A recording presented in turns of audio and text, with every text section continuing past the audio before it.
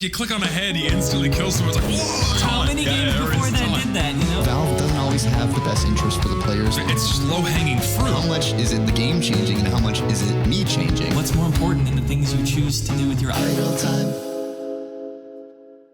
Okay, am I doing the intro? Wait, how the fuck does the intro start? I forget. It doesn't matter. It's whoever wants. I mean, fuck it, I'll do it right now. Welcome to another brand new, fresh episode of Idle Time, featuring yours truly, Richter Overtime, and Casual of the TF2 variety. Casual TF2, everybody. I like Give it up for Casual TF2. I feel like I got really hyped up there, dude. Isn't that the point? That's the idea, isn't it? That's totally the idea. We got Top Z and we got Mr. Overtime here. What's the topic? What's the agenda? The quote unquote official agenda? Do we have one? Well, I like that. I don't even think we have one. Actually, do we have one? I'm not prepared. The idea you guys were kicking around in the group chat was we were going to talk about YouTubers and how they influenced TF2 over the last 20 years. We could start there. Yeah, it's not a bad place to start at all. I mean, there's been like subtle input and there's been more direct input. So like more subtly, I'd say like YouTubers have definitely they've had a big hand in keeping the game relevant.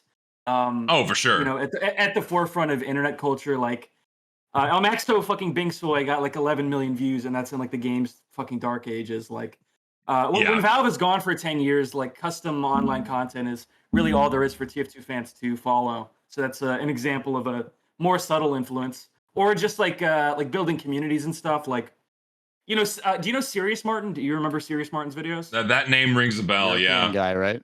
Yeah, that guy used to swing his audience around with like I'm not trying to make it sound like a bad thing, but he would swing his audience around and be like, I'm going to be on this server at this time. Like, if you come, you could be in the video, you know, a shot to be in the recording. And that would get servers fill servers up, and was just generally a good way to. Basically, it's the whole reason the game was kept alive. You're saying? Yeah, basically, Serious Martin was everything. like, guys, you have to play. There you go. Server or right even now. or even actually, I don't know, Zesty, you might want to cut this out, but even like Gabber, what he's got going on with like Castaway, is like it's granting credence to some kind of pre-2016 TF2 ideology. I mean, there's no need to cut that out at all. I mean, that's just generally what a lot of TF2 YouTubers have done over the years. Is they have their community and they go out of their way to either create their own servers or fill servers to, you know, feed into that community and have fun playing the game together. I would say you could say Uncle Topia arguably helped keep TF2 like alive during the bot crisis. Like, that was like life support. Like, so like, let's be 100% objective here. Regardless of what you think of Dane, regardless of what you think of Uncle Topia's rule set, simply because those servers existed, they consistently offered a place for people to play. It was a lifeline, bro. It truly was. Like, I mean, also before, creators.tf went belly up. Those servers too, alongside Dane's servers, were just like a consistent place to play because Casual was fucking untouchable, and we only had community servers to rely on. And so, like, when I don't remember if I said this in a video or not, but Dane's servers, and then you coined this first, Richter. Dane's servers literally carried this game on its back for like 3 or 4 years because of you just couldn't touch the game otherwise. If there was no, if nobody stepped in to do like an Uncle Topia thing, I feel like TF2 would. It would be really bad. It would have been way worse off. 100%. I mean, you could pontificate. What's the answer, by the way? I don't know if people like people who don't play too much might not know, but there was a time where like Casual was quite literally completely unplayable. And if you ask like another player, they'd be like, just go to Uncle Topia. Like that's basically the bar, that's the port in the storm, you know? Yeah, that was like that was the default for several years.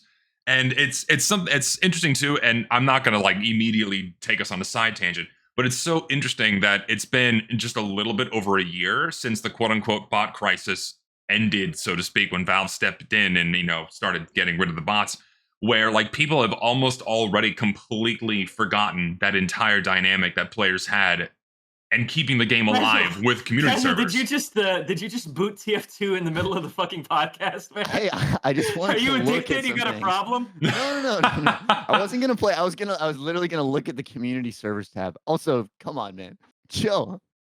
Okay. Let's we're all addicts here in one way or another. It's okay. I was trying to do some active frontline research. You know, I was like, okay, let's think about the most important community servers here. Lazy Purple's had his servers for a good while too. Oh, very, very long time. Well, His dude, servers have I been mean, if we're going. gonna go to Lazy Purple, you got to go to Star. Because Star was, from my understanding, the first one, at least with real numbers, to have his own community server and have it regularly Oh, populated. it was a little before my time. I was a He little too did? stupid to know that he had servers when I was Oh, of playing. course, he totally did. And because when I you had no mentioned Lazy idea. Purple, I think like, well, what was Lazy Purple thinking? Lazy Purple watched Star, grew up on Star, and I'm sure for him it was the similar thing of like, oh, he did that, maybe I could pull that off. So I think you got to commend Uncle Dane at the least for taking things to a more corporate level with his servers, because there's always been people who have their servers. Like I think Star literally had an East Coast server and a West Coast server at one point. Maybe, I don't know, somebody's gonna have to help me remember, but certainly less than 10 servers at any point, at the maybe at the maximum peak of Star's trying to do his own community servers had like 5 servers maybe, and even then I only remember a couple. Mhm. Would And he there's have been always like been one of the YouTubers who first? do that. Would he have been one of the first YouTubers to have like servers? 'Cause I really I think think so. Yeah, I mean, we need somebody else to chime in, I guess, if there was someone before that. But even then, like part of the reality of this, it's so fun and interesting talking about TF2 because you're always going to end up a little bit in history class because it's like, okay, let's talk about YouTuber influence. Everything over happened TF2. 15 years ago. Yeah, It's just true. This game came out when YouTube was like 2 years old, barely. Yeah. So it's. And that that YouTube looked very different from the YouTube of today. So there's certainly always been people trying to have fun and just make their own servers. But like I think Uncle Dane, to his credit, took it a little further to say, like, let me try to provide a service that could actually solve the pains right now of everybody rather than just like my niche community. Because there's always been very niche community servers, but like going, okay, let's be the next Skyle, let's be a big brand. It's it's just a bigger move. What were you gonna say, Z? It honestly now it slips my mind, but to feed into what you just said, if I'm remembering correctly, like when Dane first announced his servers, it was more or less like an experimental kind of thing, and then as like the dependence grew more and more on community servers, he just continued to expand them, and it was this amazing service that just at the very least, again, regardless of what you think of his server's rules, gave a place for people to play that. And you say corporate. If anything, it felt more organic than corporate. Like Skyle is like the epitome of corporate, right? Like that's what you think of when you think of corporate game servers of any kind, or Face It or what have you, right? But like Dane's servers, it's a nice middle ground between, okay, it's like it has the consistent reliability of what you would expect from a corporate server, just without all of the extra bullshit tacked on top of it. And they were just a really good place to play. I mean, again, if you the rules aside of the class limits and no random crits, what have you, they were just good, right? And in the time, they were just good because you just didn't have a consistent place to play. And okay, so like to continue, and if we're talking about YouTuber influence, right? If Star was one of the first guys to host servers, it wasn't because even like we're talking before community servers were like, let's say, quote unquote, in demand, right? Because back in the day, before casual mode completely fucked everything, community servers were just part of the ecosystem, right? So when a YouTuber booted up a community server, it was like, oh, hey, it was more or less explicitly for their community, right? Like, okay, this is where my fans are going to go. This is where we're going to go hang out. You want to see me? We go play on this server. And it was more or less reserved for that. But then nowadays, when a YouTuber starts a community server, I feel like it's a much bigger event, or a much bigger really just a bigger event, because now when you start a really consistent place to play, it's much more meaningful in the face of casual mode and the lack of other good community servers to choose from. But the other thing is also it's weird because I feel like community servers are the more meaningful way to play TF2, but we're in an era where the fewest people are doing it. It's like it's a rarity. When you say they're playing casual, they're fucking playing casual. Okay. Well, here's the thing about casual. I'm casual. I'm going to talk about the casual game mode in Team Fortress 2, right? Is like, I kind of am of the belief that it's just a much harder gamble to queue for casual, but that you could get into something really good, but you could also get into something really bad. I think this depends on the map selection and all that, but like, I have become a hard queuer casual person. I haven't been playing community servers like in the last year. And I think there's certainly cons to that you do notice, and we're probably more well aware of. But I think people don't speak enough about the positive moments that do happen in casual, because you guys know, of course, right, that there's a reputation to Uncletopia or to other community servers just because they end up becoming kind of a holy ground for the people who are taking the game the We're most there. Yeah, seriously. Uncle I Tokyo, don't For I don't know how to. thing is, whatever, you know? thing is, Uncletopia didn't start that way. I felt like it gradually evolved into True. It's been a long into time. a sweat fest. I mean, it's been what 6-7 years since all that started, something like that. Right. Because it's not to say that it's. I mean, whatever. So I'm pro sweating in general, but there's also just a reality to like. There's a certain innocence I can find in a casual match that I just don't think I can really find in a community server right now, which is Oh, for sure. maybe a weird thing to say. No, that's true. That's very accurate. I think that's been more or Valve less servers, true. Valve servers in general, that's where your sort of Yes, default cast and TF2 player funnels into. Yeah, and that's to been give some. Oh yeah, go for it. No, I was just going to add to that. That's been more or less true since 2011. Like, I mean, like pre 2010, when we only had community servers, right? You get all kinds of players, new, old, what have you. But then when 2011 kind of set the precedent of like Valve servers, this is where the noobs go, Yes. right? That offered a place for the innocents to reside in, and then community servers became much more Corrupted. For real. I don't know if corrupted is an accurate thing to say. I would say much more cemented in their regulars, right? Much more cemented in their Okay, regulars and much more protective of the environments they had built for themselves. And then as, you know, Valve leaned further and further into supporting strictly their own servers, but also at the same time giving additional tools for community servers, it just kind of reinforced that and kind of increased the split between newer players residing in Valve servers and the old heads that resided in community servers. And then, and to say, and let me see if you gentlemen agree with me, when the bot crisis really kind of went into full swing and people began relying on community servers again, it felt like that dichotomy kind of just dissolved, where everyone kind of just went back to like, okay, community servers are our only option. And for a good while there, for at least a solid 2 or 3 years, I was seeing really fresh players in community servers almost all the time, not just on Dane's servers, but just generally when I'd go try to find a server to play on. That was a breath of fresh air. I felt like I was playing the game back in 2010 again. It's so interesting because I almost feel like we're talking about it. There's this like, you're either this or you're either that. You're either community servers or either Valve servers, and I feel like I can't too firmly pick a side because as history has ebbed and flowed, there's been so much merit to each at different points, and sometimes it's like really obvious, like okay, yeah, bot crisis and meet your match like casual has been, I think, just objectively way worse, obviously, than pre-meet your match Valve servers. But even back then, the strangest thing was, okay, we say Star was kind of a mogul for doing the first community server as a YouTuber or something like this.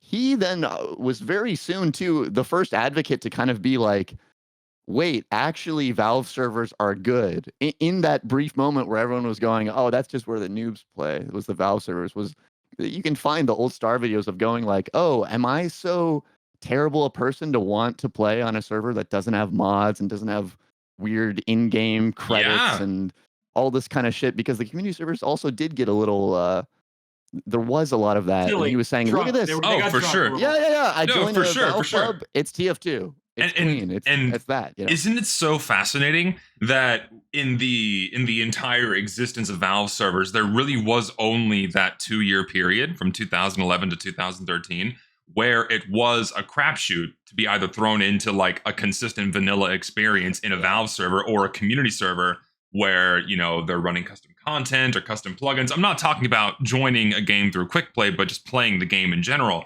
right? And so, but then once Valve started more streamlining the experience and like being and allowed for players to more readily access their vanilla servers or a community server, then people started developing a much greater appreciation for, hey, a consistent vanilla experience is really a good thing. Right. Which then ironically was leading people back to Valve servers in some way. I don't know. It always goes back and forth because even now, even if I try to be a casual defender today, it is such a pain that there are so many of these like 3-minute fake queue games that you get into. Fake queue, yeah. It's just over instantly. Fucking with them. That's new, right? That's new from the last episode. Is that Valve pushed an update that was fucking with casual for once? A little bit. They were changing queue times or something. So a little bit. So what they did is I think we're talking about the same thing. So the significant change to casual mode that they did for the summer update is that they shortened the end round map vote from 30 seconds down to 15 seconds. Which is a big change for a subtle move. It is. Is that what you're talking about, Richter? Yeah. Yeah, so that is a massive change. And to me, it's the change itself, the action in of itself is very, very small. I mean, it's quite literally changing one variable from 30 down to 15. And the end result of that is that, okay, fewer people bail out of a server when the game ends. So when the server resets, the server continues to be at least mostly full. So the matchmaking system has to struggle to find fewer players in order to keep the game going, right? That is an objectively beneficial change. But for me, the much more significant aspect of that is finally, without provocation, because Valve didn't have to do this, and I've mentioned this multiple times elsewhere, Valve did not have to do that. This is Valve's acknowledgement for the first time since like 2018 that like, oh yeah, the system that we rushed out in attempts to make TF2 an esport, this is really not functioning very well. Maybe we should do something to improve the player experience. Again, however minor, literally changing one variable, but it's significant in that Valve has acknowledged, right? They acknowledged that the game is not working so well. So part of me is hoping that that's a sign of things to come, that now that they've acknowledged it again, because they did this. It's like a bit of an odd thing to single out to change, though. Like of all it's the easy. problems with casual. Well, like, yeah, it's so easy. I mean, I feel like we manifested it the last time we talked when Zesty was saying that they might use the new MVM update to like covertly also improve casual. Dude, it's fucking insanity. I feel like a broken record, and I sincerely apologize for everyone listening to this, because you're gonna have to hear this for the second or third time. I'll be as short as possible. But like, Valve can't be so fucking daft or out of touch with their own game to not understand that if they leave the matchmaking system the way it is and they push out this MVM update, it's gonna be a shit show. Because again, casual mode and man versus machine piggyback off the same game coordinator, and they leave it exactly as is, the game is gonna fucking break. So like, if they're seriously gonna push this MVM update, you would expect at least some attempts at approving casual mode before they do. And well, at a certain point, TF2, it just feels like the way it's headed is just totally unsustainable to me. Like, it has been. I mean, dude, it's been this way for a long time. Define unsustainable. Yeah, it has been unsustainable. Like, if we are ignoring cosmetic additions, because frankly, I don't give a shit about new toys to play with. Like, what I mean is like 500 new maps every 4 Yes. months. Like, Yes. like 42 new fucking unusual effects. And I'm just gonna keep every queuing month, for like, Dust Bowl, and it's okay. I and mean, every match is like 3 minutes long, and like what are we doing? Like, it's like begging people to go play something else at a certain point. But that's Yes. it's been that way for so long. I mean, Thing is I hear casual. what you say, but Thing is casual. The significant difference, and you are 100% correct. But the significant difference that started happening within the last couple of years, and more so in the last year, is that the game is becoming increasingly just unplayable, right? Because the argument up until about 2024 was, oh, you don't like the new maps? Well, just don't queue for them. And it's like, oh, okay, I can still get put into a server running a good map. It doesn't really matter right? when the entire bank of maps doesn't work because they fucking overloaded the casual system. I mean, that's exactly Right, the that's Richter. the That's the point I'm getting to. Is like, okay, within the past year, now the matchmaking system is being so overloaded with so many maps that argument doesn't hold water anymore. It's like, I can't ignore the fucking theme park map that is Aquarius and all the other garbage tacked on along with it, because I can't just go play Upward anymore, because my queue times are 10 fucking minutes, if not an hour, which is what I personally experienced a couple weeks ago, where I just couldn't get into a fucking game because Valve is adding too many maps and stretching the player base too thin for their broken matchmaking system that's And barely also, functioning. I just my heart weeps for like the TF2 player who started playing yesterday, and like he gets put into like PL Candy Coast, and he'll never know like. He'll never know the joy of like Arena Watchtower. But dude, like, that's probably... the thing. Okay, yeah, you're 1,000% right on Arena Watchtower. We're in banned topic, by the way. We cannot go there. We cannot go there. But Why? dude, it's too sad. No, It is sad. Yeah. No, it's just like, you don't want to fantasize about the impossible too much. But the crazy thing, Richter, this is like this. There's no cool idea to take away from what I'm about to say. It's just like, damn, life really is crazy, and you never know what you're gonna get. It's just that some of those people who start playing today, they do get into the right match, but some of them don't. You know what I mean? Because I know, because I'm on the front lines, and I played Junction last night. I played a full Junction match last night. Yes, Maybe half the people were, like people like me, thousands of hours types of folks. But there was, the handful of like silver badge noobs being like, where am I going? I just thought, dude, that is so crazy that there are some people who get that experience. Can I do a sidebar? Can I do a sidebar? Don't. Ask you guys, like, what do you think of CP Steel? I liked it before the changes they made. Yes, correct opinion. But also, and it's just great. It's a classic TF2 map. It really is. They didn't need I know to change so it. many people who think it's like so hard to navigate, and I thought it was hard to navigate. It is hard to navigate. It's how to play it. It is hard. I mean, this is my own bias speaking because I've been playing the game for a fucking decade.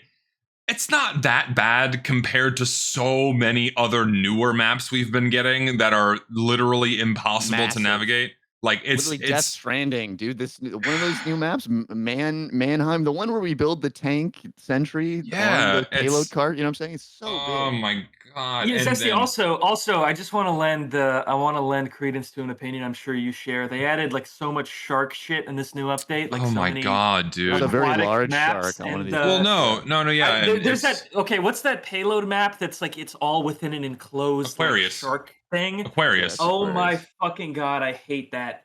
I hate looking up. It's distracting. Like it's terrible. Like early TF2 maps, you look up and the sky is simple because there's nothing for you to fucking look at up there.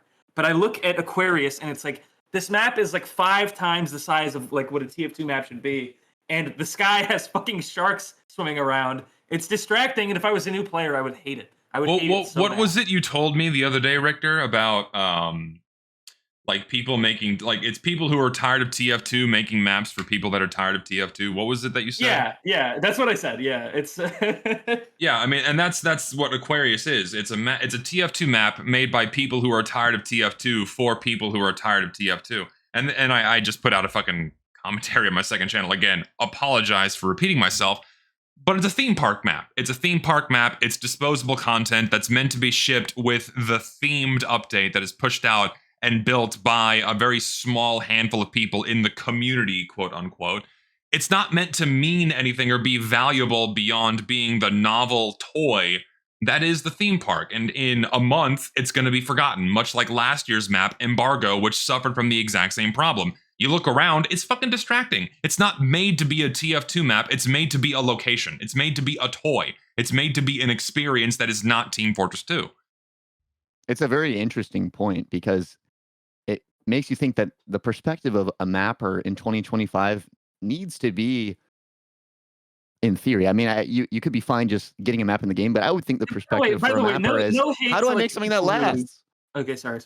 No. I mean, promotion. Shout out to people who make anything. I mean, and I want your guys' opinion too, but I'm a guy who's usually pretty checked out in the last 10 years of TF2 updates. So sometimes I really give it a shot. Sometimes I don't. Especially with all the holiday stuff, I just tap out. But like when I found myself playing a lot of these new maps, obviously there's a ton of effort that goes into them, but I just find a lot of it kind of surreal in an interesting way that like it's very, I always think of the term Neo TF2. This is very Neo TF2, the style and the flow of the maps. And I wonder, like, do you guys read the liner notes on who's making all these maps? You say, maybe it's people who are tired of TF2 making them. I just wonder if it's like 16-year-olds. You know what I'm saying? No, it's a lot of older guys or a lot of people that have been. Okay. It's a lot of people that have been in the TF2 sphere for quite a while. And so I'm literally not exaggerating when I say about 30 to 50 people have been making about 85% of the content for about the past 8 years. And most of them are, in their 20s, 30s, some of them even in their 40s. It's not kids. Okay, it's not kids doing this. And I apologize as I go look for this comment in a different Discord. So when it comes to last year's update, like Tropic Crisis, and this year's update of Offshore, of course, these weren't Valve made. These were pushed forth by the community. The reason why they are structured the way they are, or why they feel like such surreal experiences, is because this handful of creators in the community found out a new way to effectively monopolize content getting put into the game in order to get a paycheck and more strictly control who gets what in the game. And so, like, if you put forth a theme, like, oh, the Mercs are going to Brazil or South America, like last year, that'd be crazy. I mean, it's what really the theme. Yes, yes, it was Brazil, South America last year was Tropic Crisis. I guess that's why we had the map with the yerba mate or whatever. I mean, they literally tried to push Brazilium as like an Australian variant for this update, except it was green. And then this year was Embargo, where it was all offshore oil rigs and underwater maps and sharks and seaweed and what have you. And once Tropic Crisis became so successful, they realized that all they have to do is, okay, let's get a few guys together, put forth a theme, and if we're the first ones to do it and the first ones to popularize it, what happens is a whole bunch of people in the community massively propel this forward by making YouTube videos and posts and what have you, like, whoa, the community's getting together and making a cool traditional update of old TF2. And then any of the content that's associated with it gets massive amounts of traction on the Steam Workshop and propelled to the front pages, and then Eric Smith sees it and then puts it in the game, and the people who made that get a paycheck. They figured out a new working formula to consistently get their content added to Team Fortress 2. And that's just going to be the path moving forwards now, to the point where I fully expect even Halloween or Christmas updates are going to start seeing a more specific theme put forth by the community. I honestly fully expect that. And what are we going to do about it? What can you do? I mean, what I said before is, the only thing we can do about it is speak out against it and ask for different content. Because if you don't like the theme that's being put forward, you're just shit out of luck. You don't like sharks. I might clash with you with the idea that like everyone who and I'm not even saying you necessarily say this, but you probably have like followers who do or whatever. The idea that everybody who's making stuff is like they're all doing it for money expressly, like I don't think that's necessarily true. But I will say it's kind of a futile situation because we're never going to get into a situation where Valve will have any reason to stop just slamming shit into the game, because it's a giant money machine. Like they make so much money, and there's a whole ecosystem of people who make so much money off of just making like a shark TF2 map and trying to like just break down all the walls of like what makes this game and just try to completely like fucking Theseus ship it. Like what is TF2? Well, I guess it's just like control points is actually what it is. It's like a handful of hammer entities. It's control points and the mercenaries. That's what TF2 has become now, and everything else in the world, it doesn't matter anymore so long as it has control points, the red and blue sign somewhere, some arrows pointing you where you need to go, and then the mercenaries, right? No, everything else doesn't fucking matter anymore. Yeah. Brutal. Swallowing my black pills. Having a tough day, guys. How do I get through it? Oh, it's well, the white pill to your black pill is talking about it, right? I mean, if you talk about these things and express your concerns, then that immediately opens up the floodgates for other people to at least hear this other perspective and go, oh wow, maybe this isn't something that I want. Yeah, to have people like Zesty, like this podcast panel, who know that Team Fortress 2 is special, even when it doesn't really feel like it anymore. You can be the lamp for the fireflies or whatever, and you can find a way to make sure that the right lessons get taken from the game and not make sure it's remembered correctly, I guess. I mean, yeah, and I think more and more people are kind of waking up to that, where and I'm apologizing for a third time now. I know I am a broken record so often in everything that I do. I sincerely apologize, but this is the first time in a while, probably since winter 2021, where I've seen an overwhelming negative response to an update for Team Fortress 2, where people look at it and they're not upset, but they're tired. They're exhausted, where they look at it and they go, oh, not this shit again. Wow, nothing to get excited about, nothing to write home about. It's more mediocre, forgettable, disposable content being dumped into the game for us to spend money on. And people are getting really tired of this cycle, even newer players who have joined in the past 2 or 3 years, because for them, is this it? Is this all there is? Because even people who've joined in the past 2 or 3 years can acknowledge that like this game is really good and it used to be something incredibly special, and it is something special. And Valve treating it in the way that they do is starting to even put a sour taste in the most surface level enjoyers' mouths. Where even I can go look on Reddit of all places, and even in there, I'm seeing people going, "Man, this is kind of lame. What the hell happened? This is not. This is." And you've got a hand in that, Zesty, and that's tying back to the theme of YouTubers influencing TF2. I think you've woken up a lot of people to that. I have, and I'm happy that I have, because it's long overdue for people to be a lot more critical of what Valve puts in the game and how Valve treats the game. And it's a bit. I don't like talking about myself, but it's overdue for people to do this, and I'm happy that. You told me before you wish you did it in like 2014 or something. Huh? You told me before you wish you had started doing YouTube like 10 years prior, and maybe you could have. Oh my God! Yes, oh my God! If I was as aware of what Valve was doing back then and knew everything I knew now, God, I wish I started making videos. What you don't know is you can go to Zesty's oldest videos and you can see him with his long hair, ranking war paints and being like, I really like this one. It's only it's a relatively new awakening for our friend Z here. No, yeah, I mean, and I acknowledge that really within the past 5 years have I been like, wow, Valve has fucking egregiously mishandled this game. And I didn't think about it too deeply. Like the first time I thought about it deeply was I consider it one of the most misunderstood games of all time. Oh, completely. 100%. I mean, you can see that just by how people interact with it on social media. That's like the main place to go. It's not understood by its developers. It's not understood by its players. It's like and that's not even to say that like I understand it better than anybody, but like it's it's just rough, man. It's you have to wonder at a certain point, like what are we even doing anymore?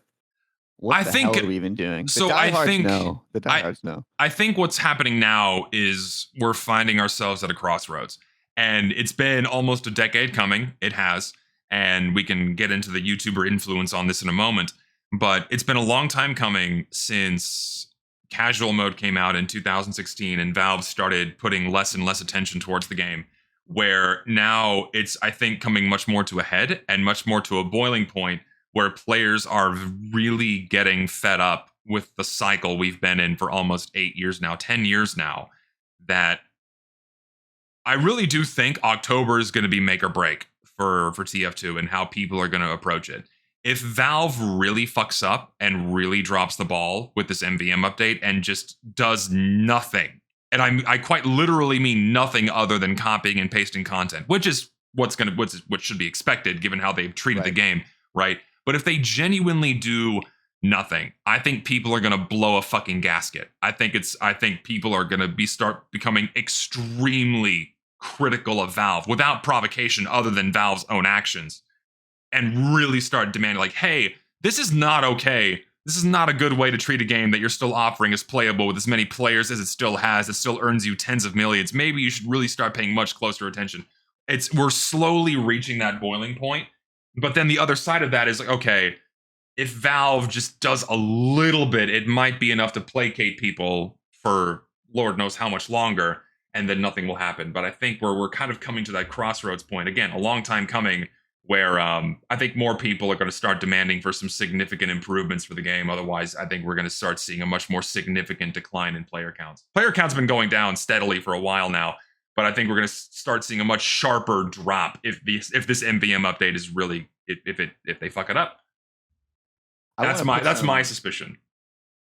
I'd like to shift the conversation a little bit to just put attention on the people who work at Valve who do anything related to TF2, because that's really what we're talking about when we talk about YouTuber influence, and even just when we talk about updates or like what's going to happen to this game, right? It's those people have really all the power for what has happened in the last decade and what will continue to happen, right? Yeah. And that is its own interesting story as well, because if we think of the origin of the game, obviously the developers were not considering what YouTube opinion piece people were saying about the game because it wasn't happening yet. It was a different time period, a different internet. As things progressed slowly, they were getting there, but it still was an issue almost comically that like, okay, Valve is on the other side of the wall. They're not really listening to feedback. They're doing their thing, and we trust Valve, right? And we've talked about that before. We always heard about this. I remember, again, the early Star videos always ranting about certain bugs not being fixed, certain problems with the mini sentry, or like there was an old gunslinger bug where like you could get the crit that you were supposed to with like 3 punches or whatever. There's problems with this And that was store like it, known yeah. for a long time, and it just took years and years to get fixed. So there was a sense back then that like even if the YouTuber complains about it, doesn't matter. They're not going to fix it. But then slowly that did start to shift as we get more towards the middle of the 2010s decade when we think about the Meet Your Match update and there being this like impending doom of Overwatch coming and maybe going to kill the TF2 franchise and Valve kind of getting into gear, because in that period, that's when Valve started to go, oh, well, maybe we should listen to, you know, Banny or Muselk or whoever the hell they invited and actually had some interactions with Uncle Dane, the people they invite to the Valve office, the small amount of competitive players they were in touch with. Yeah. around So the that's time. where so that's where this is going, is like YouTubers' influence on TF2. It's more than just like, you know, popularizing a loadout and you like see it everywhere, or like Well, Star so making that's people... always been real, right? That's another yeah. aspect. Oh, But for it's sure. more than that. It's more than Star making people hate mini sentries, or like Dane making people, or well, not that people didn't already hate mini sentries, but Star but making more changing people how hate people mini play the game. sentry. You know, Right. Dane making more people hate random crits casually. Yeah. It goes into you know, the push for competitive is a hot button issue there, and Well, I mean, 10 years and ago. then yeah. But Not I mean, anymore, but- we're still discussing the fallout of that. And because then we're there's, still like, feeling you know, it. the push for save TF2 and fix TF2, like that's, I think, where this But conversation. my is point probably to say heading. too is that I'm saying like what Zesty does now. I know we know some people on TF2 are aware of the devs, right? Because it's like, okay, literally the people fucking developing the game 15 years ago weren't like hyper addicted to all this social media and constantly getting people's opinions Are you on saying the game. you think that Valve knows Zesty? I'm saying whoever does work at Valve, whoever does have impact on the They TF2 definitely team, do. Like they have No, Twitter I accounts. mean, they other use than- social media, they use YouTube. They get recommendations. Well, You know what I'm Zesty, saying? you had I mean, you had people try to get you an in-game ban or something. They like emailed Eric Smith and tried Yeah. to get your No, something yeah. around there. I remember that. So I don't know who tried to coordinate this, but they reached out to Tyler, and this was a couple of years ago now, where they were trying to make it seem as if though I was like actively going Well, out yeah, of my they way and positioned it as though, discouraging item creation, or like trying to like stifle Yeah. creation on the workshop, what have you. And to the point where like they were trying to get me banned from in-game, or get me like a Steam ban or something. I have the screenshots. I'll have to dig them up. If I find them, I'll put them on screen right now. But yeah, people were trying to go out of their way and get me effectively banned off Steam and banned from TF2 because of what I was saying about cosmetics and maps and the people that were making them, what have you. To the point where they got in touch with Tyler. That made it to Eric's desk. I don't know if it did. I don't know if they actually reached out and like said my name. I have no proof of that, but I have proof of that they were discussing these things, and that they reached out to Tyler. And I have a clip from Tyler. I might cut it in here, where you know, they basically said, hey, you know, certain people are discouraging creation of items on the workshop, and that's going to make Gabe Newell mad. That's like a somewhat direct quote. I have that clip. I'll play it now. So that's the whole thing. Yeah. So the fact that people are feeling like they shouldn't be making, like they just can't do it anymore because of all of the shit that they're getting. Yeah. That's going to piss Gabe Newell off, because it's affecting the bottom line.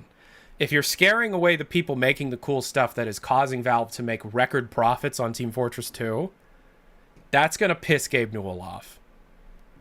And I don't know what they're going to do, but it's pissing the wrong people off. Like, I've pissed people off in the past. Not like this.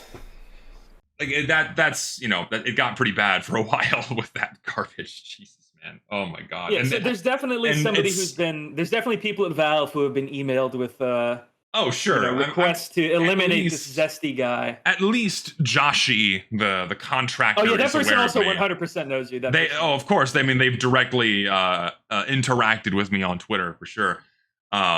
That's undeniable. It's out there. You can go They said find you it. suck cocks or something, right? Yeah, something to that effect. I won't repeat verbatim because Yeah, we should talk about that. That sounds interesting. inappropriate. Nah, it's not worth it. It's just stupid petty. It really it's stupid. It's a little bit of a landmine, casual. We don't need to. I'm get into joking. that. I'm It's joking. stupid. That's It's stupid. sarcasm. It's so frustrating because it's like stupid petty high school bullshit. that has nothing to do with the well-being of the game itself at all. And it kind of goes back into like the whole, oh, you know, like I hate. Well, that's the reality. That's the reality, in my opinion, is that we used to be in this world where like really the people who made the games are like esteemed people, and they're not like us. They're not like the plebeians. They're like on another like side us. of this wall. Yes. Yes, thank you for bringing it back to the modern era, Richter. But now it's not like that at all. Now it's like if you want to influence TF2, you can. Like having this conversation like 2007, like how do we influence Valve? It's like, bro, you're fucked. You're just a kid playing in the game. Like these people are real. These people are the real deal, bro. These people went to they learned their trades or whatever. That's what's kind of crazy to me started about a company. But now it's like, dude, these people have social media accounts. They have private lives. The people who work at Valve, like these people are vulnerable to being like Christopher Nolan Inception into making the next TF2 update a certain way. Well, I and don't that's know. probably what's happening. Are you guys in like the Deadlock Discord? It's so crazy to me to just like look in there and see like, you know, like Valve developers used to be these like clandestine, shadowy, like maybe they're in an RCC chat somewhere or whatever the fuck. Like, you're never gonna get in contact. They were definitely with them. using IRC. I mean, yeah, sorry, IRC. Sorry. Yeah. It used to be this sort of you know, getting in contact with them is this clandestine thing. You're never going to you know, you have no shot in hell of ever talking to Robin Walker. But now you join the Deadlock server, and it's like, here's Valve developer Yoshi, their account Yoshi, you know, or like you can find like Valve programmers just they're very real. They have an internet history. They're us, dude. They're millennials. Like it's not they're millennials. Maybe they are my fucking age, not Gen X or younger, right. Which is wild. I'm older than people working on Deadlock or TF2 right now, which is crazy to think about. Fuck me, I'm old. But the point is, these people are like so vulnerable to change because it's kind of like, I mean, there's also a big power vacuum IMO for I don't know what the insane like deep sea Gabe Newell humanitarian interview process is like for getting to work at Valve or whatever, but there is a huge power vacuum for people who do want to work on the TF2 team. You know what I'm saying? Like, I guess. Like, what do you mean? Like clearly the vibe for years has been no one actually gives a fuck at Valve about TF2. I mean, I guess there's been like 2 people maybe, but I just we can't possibly believe this is a full-time job to work on the TF2 game. Absolutely this not. Cannot be a full-time. This cannot be a 40-hour a week job for even one person, right? So the point is they're all doing other stuff. They're doing Half-Life Alyx. They're doing whatever the fuck they think's fun. They're working with Gabe on his deep sea projects, right? They're fixing the Steam store or something. And so in theory, I mean, I've always heard this idea that, oh, Valve's this like very cool, progressive, super high-end kind of game company where you just do what you want. You can kind of work in whatever team you want, and you can float around from team to team, which we know is not 100% true, of course. And there's like the internal politics of Valve.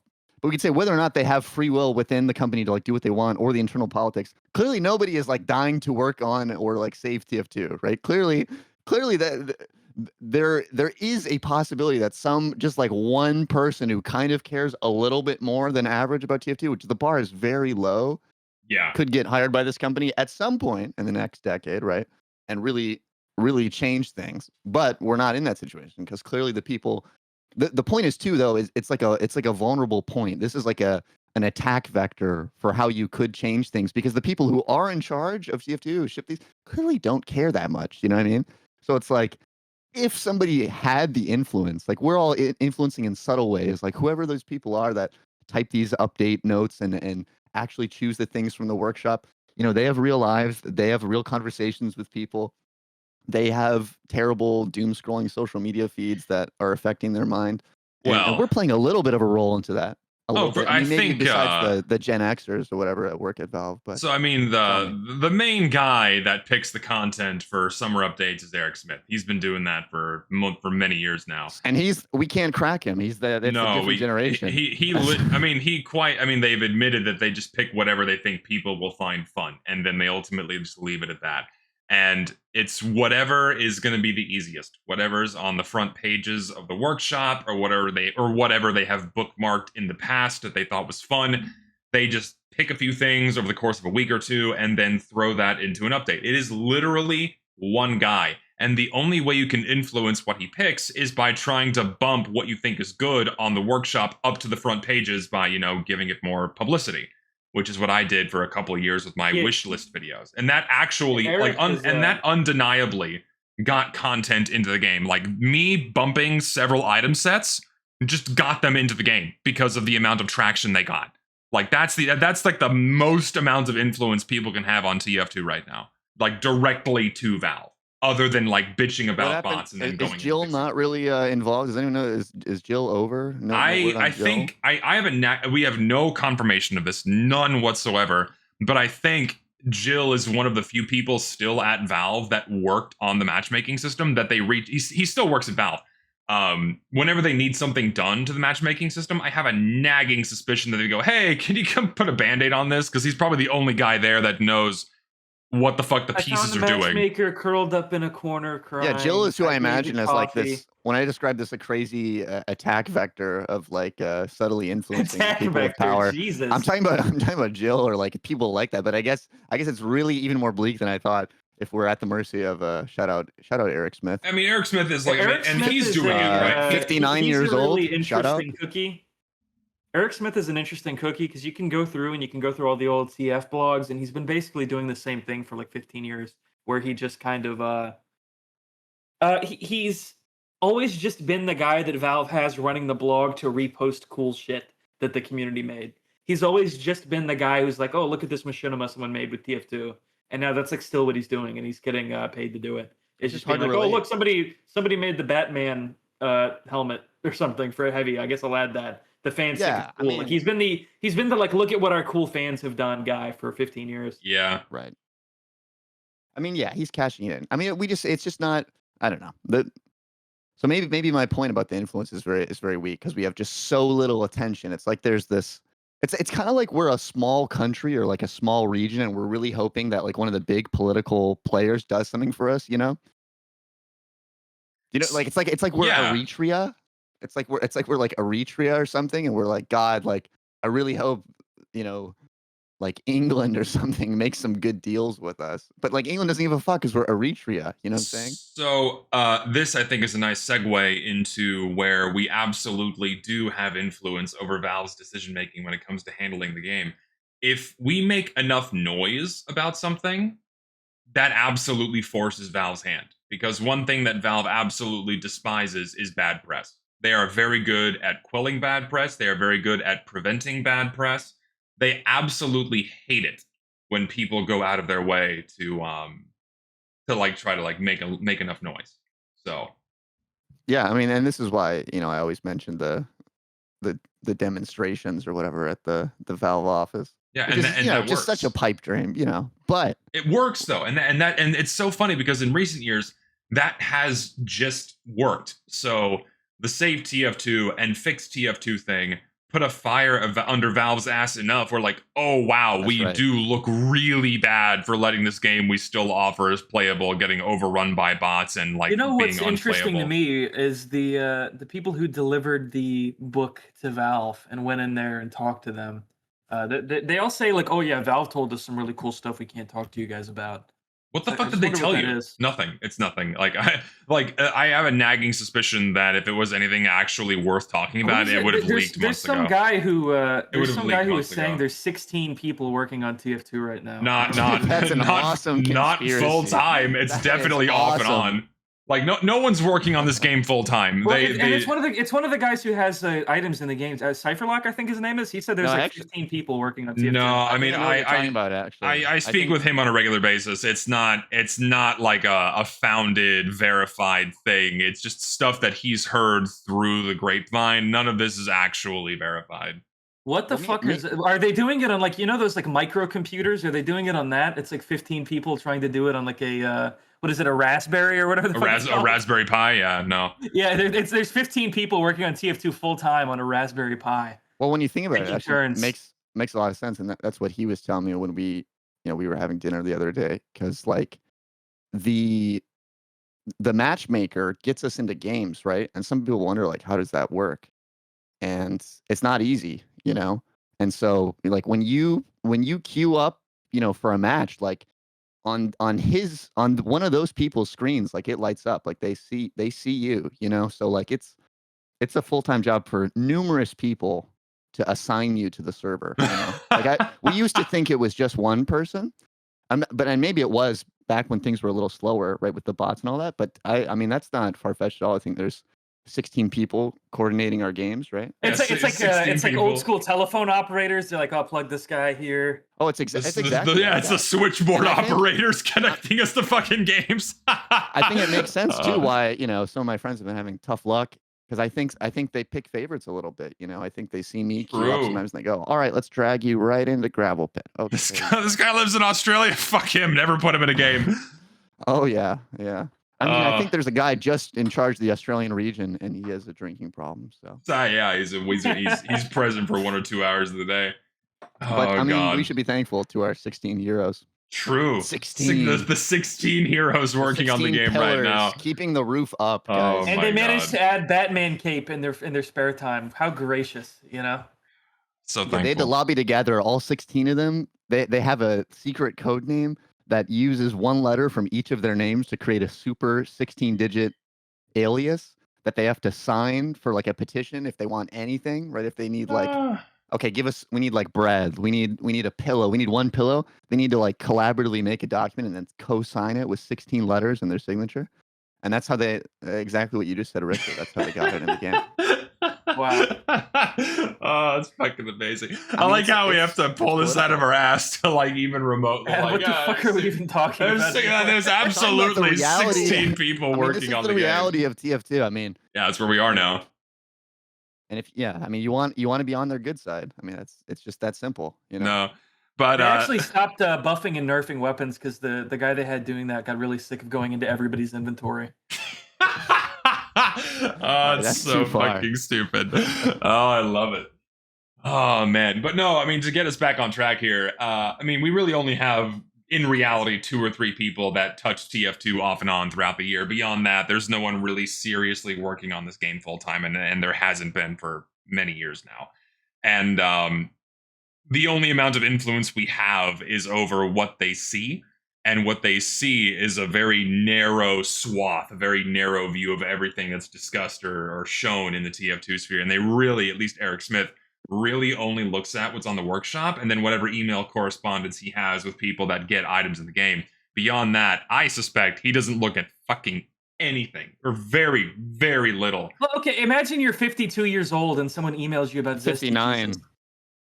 You know, like if I was 59 years old and someone emailed me about Zesty Jesus, I'd be like, okay, fuck this. I'm adding Batman. Leave me alone.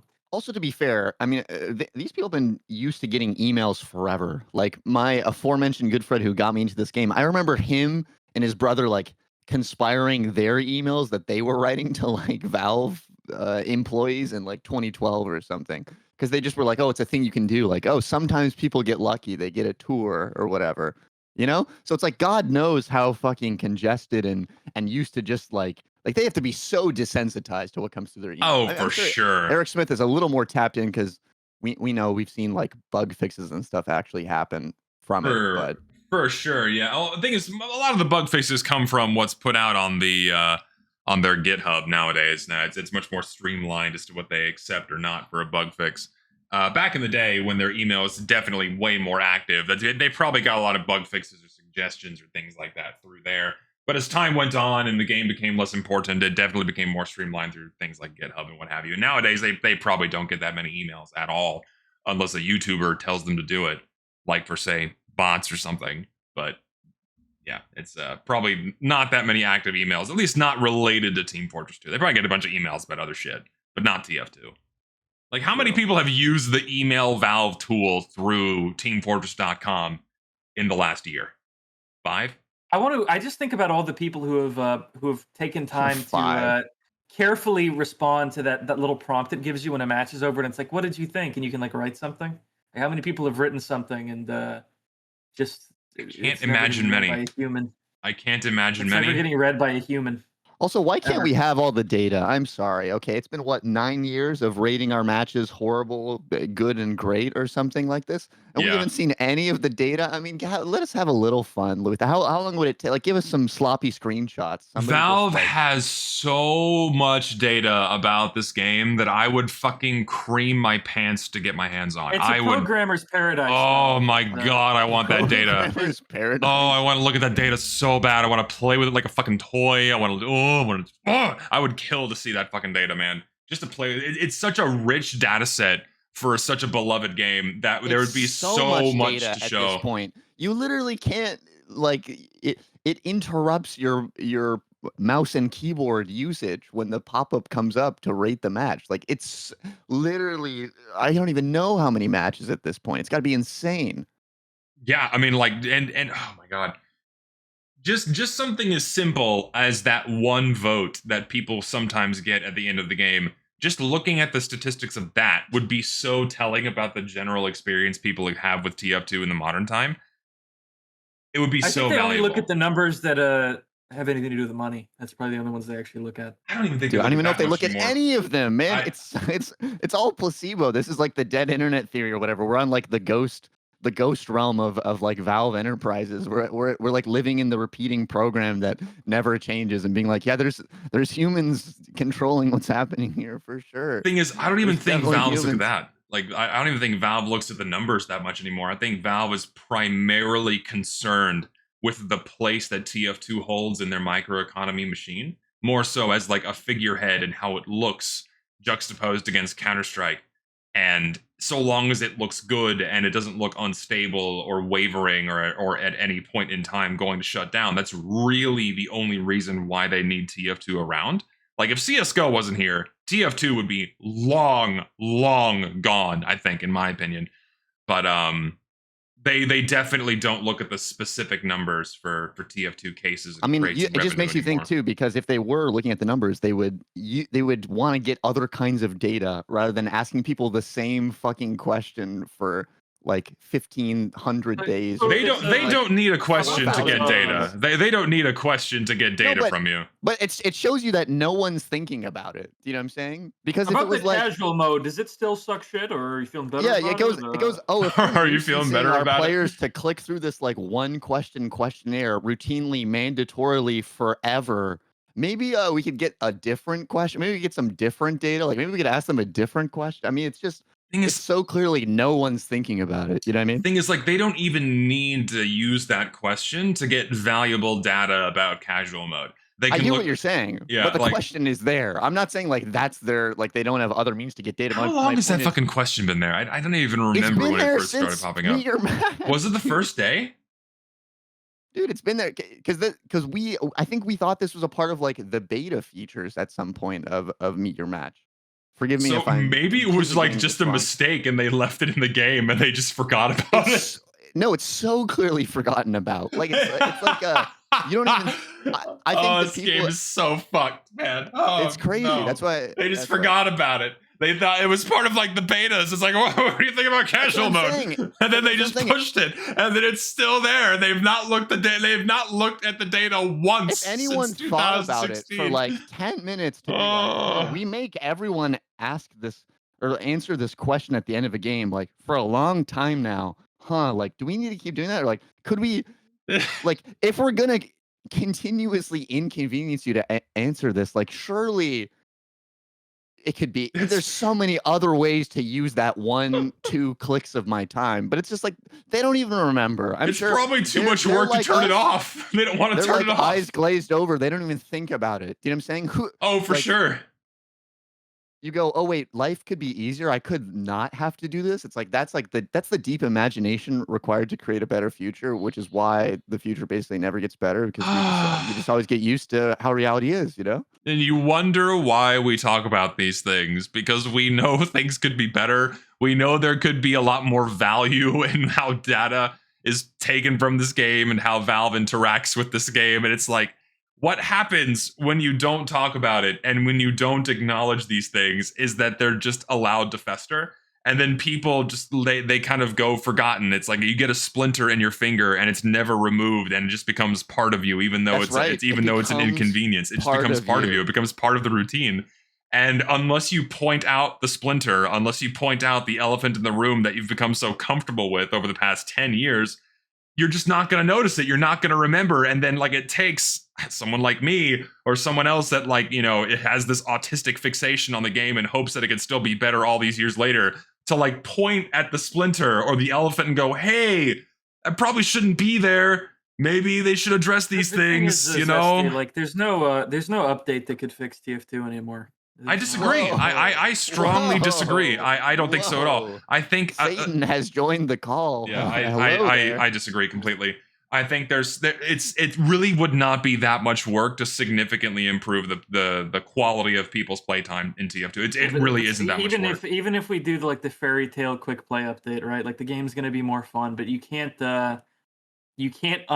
destroy the game's artistic integrity. Listen, the artistic integrity comes second to just being able to play the fucking game. Like if I can just play the fucking game, I can ignore the game really fun, but it doesn't undo like 15 years of just pimping it out for cash. Like, listen, Richter, I don't give a fuck. Like, I honestly would not give a shit about the 900th unusual effect or like Heavy beating himself off in the middle of the map as a new taunt. I would not give a fuck. You know what's catching awesome. flight? Richter, let me finish. I only care about being able to play the fucking game. If I could just consistently play the game like I used to prior to 2016, I just would not give a flying fuck.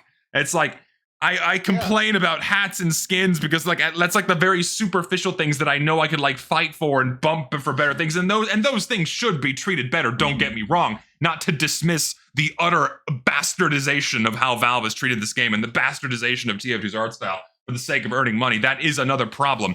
But if we're being serious here, the number one problem is just not being able to play the game consistently. And if they just addressed that would be such a load off of people's shoulders that like if anyone pointed at like the shitty bomb beanie that we got this year, no one would give a rat's ass because they could just ignore it and play the good game. But we can't even play the good game.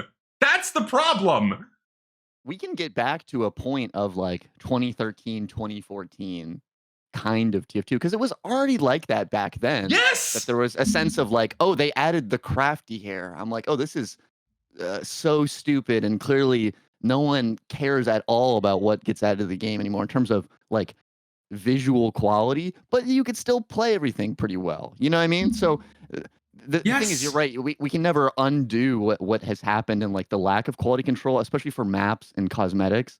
But that's the beauty of it, is that like I don't have to use the cosmetics. I don't have to play those maps.